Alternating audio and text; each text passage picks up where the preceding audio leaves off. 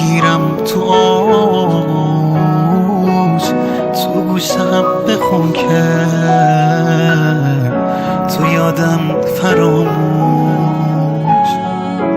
درسته نبودیم یه مدت رو با هم، نکرد چیزی تغییر میونه تو و من. هنوزم همون بود، همون طرز لبخند، همون روسری و همون شال و دستبند.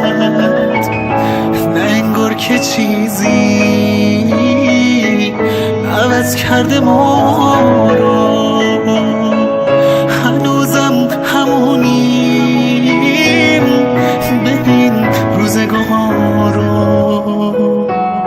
یه رنگ سفیدی نشسته رو موهات، هنوزم قشنگن واسه جفت چشمات. دوتا خط باریک کنار لباته، هنوزم تب عشق تو حال و هواته.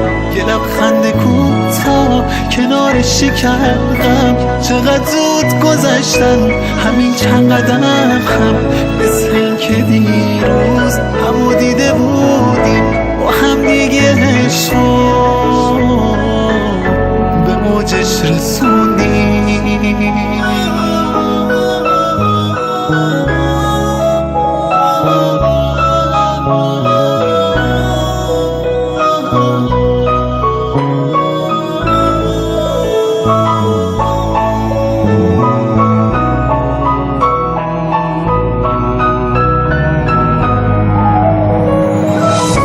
یه رنگ سفیدی نشسته رو موهات، هنوزم قشنگن واسه جفت چشمات. دوتا خط باریک کنار لباته، هنوزم تب عشق تو حال و هواته.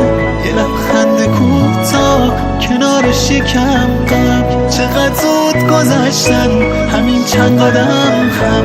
مثل این که دیروز همو دیده بودیم با هم دیگه، عشق